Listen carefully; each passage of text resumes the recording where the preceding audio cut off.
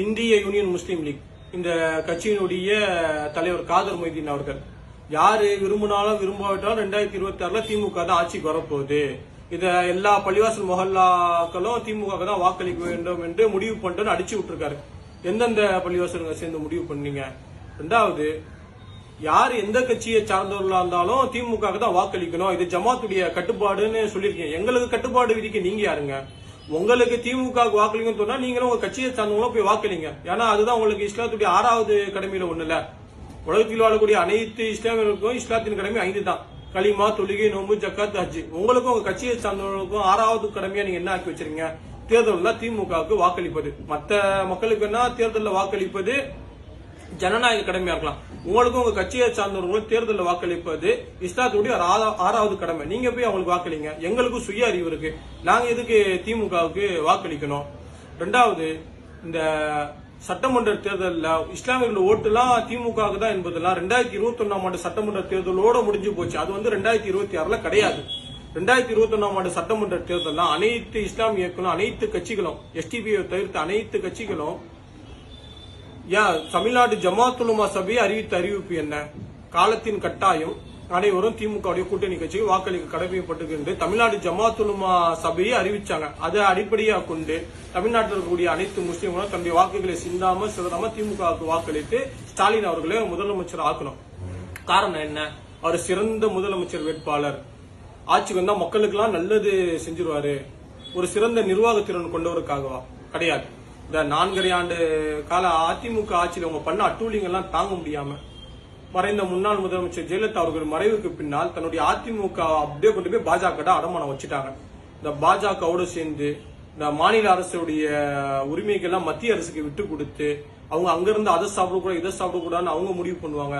ரெண்டாவது, அந்த மொழியை கத்துக்கிட்டே அவங்க முடிவு பண்ணாங்க. அதுக்கெல்லாம் இவங்க ஒத்து போய் ஒரு அடிமையாட்சியை தான் தமிழ்நாட்டில் அதிமுக பண்ணாங்க. அது மட்டும் இல்லாம தூத்துக்குடி துப்பாக்கி சூடா இருக்கட்டும், பொள்ளாச்சி பாலியல் வன்கொடுமையா இருக்கட்டும், சாத்தான்குளம் கொலை வழக்கா இருக்கட்டும், இது மாதிரி அதிமுக பண்ண அட்டூழியங்கள்லாம் தாங்க முடியாம வேற வழியின்றி தமிழ்நாட்டில் இருக்கக்கூடிய அனைத்து சுய அறிவுள்ள மக்களும் சேர்ந்து கிறிஸ்தவர்களா இருந்தாலும் சரி, இஸ்லாமியர்களாலும் இந்துக்களா இருந்தாலும் சேர்ந்து திமுகவுக்கு வாக்களிச்சு அவர்களை முதல்வர் ஆக்குனாங்க.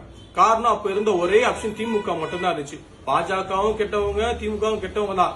2 பேர்ல யாரு ஒப்பிட்டு பார்க்கல. அவங்களுக்கு இவங்க பரவாயில்லன்ற காரணத்தை அடிப்படையில கொண்டு வேற வழியின்றி திமுகவுக்கு வாக்களிச்சாங்க. ஏன்னா மறுபடியும் அதிமுக ஆட்சி வந்தா அது அதிமுக ஆட்சி கிடையாது, பாஜக தான். இது பாஜகவா திமுக ஒப்பிட்டு பார்க்கல, திமுக வண்டு போட்டு மக்கள் வாக்களிச்சாங்க. ஆனா 2026ஆம் ஆண்டு தேர்தலுக்கெல்லாம் அப்படி கிடையாது.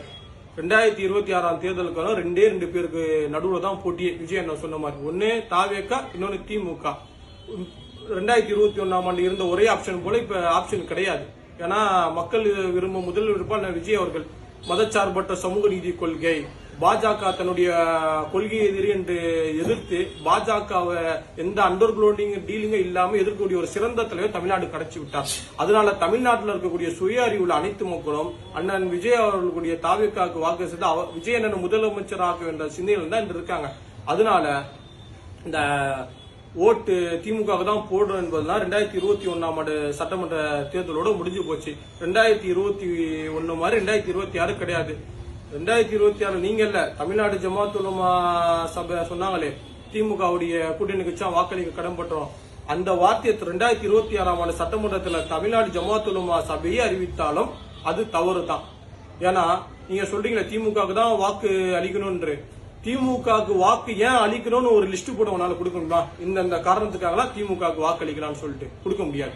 அதே போல திமுக ஏன் வாக்களிக்க கூடாதுன்னு ஒரு பட்டியலை போட்டா ஒரு முழு பட்டியலை என்னால போட்டு கொண்டு வந்து கொடுக்க முடியும். இந்த காரணத்துக்காகலாம் திமுகவுக்கு வாக்களிக்க கூடாதுன்னு சொல்லிட்டு இந்த எதிர்கட்சியா இருக்கும்போது திமுக நல்ல கட்சியா தான் தெரிஞ்சாங்க. நம்ம ஆதவர்ஜுனா சொன்ன மாதிரி எதிர்கட்சியா இருக்கும்போது நல்ல கட்சியா தெரிஞ்சாங்க.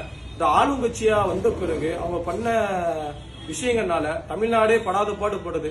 ஸ்டாலின் அவர்கள் முதலமைச்சராக பதவி இருக்கும் போது அவருடைய மனைவி துர்கா ஸ்டாலின் அவர்கள் அழுதார்கள். ஸ்டாலின் முதலமைச்சராக பதவி ஏற்று இந்த 4.5 ஆண்டு காலத்தில் தமிழ்நாடு மக்கள் அனைவரும் அழுகுறாங்க.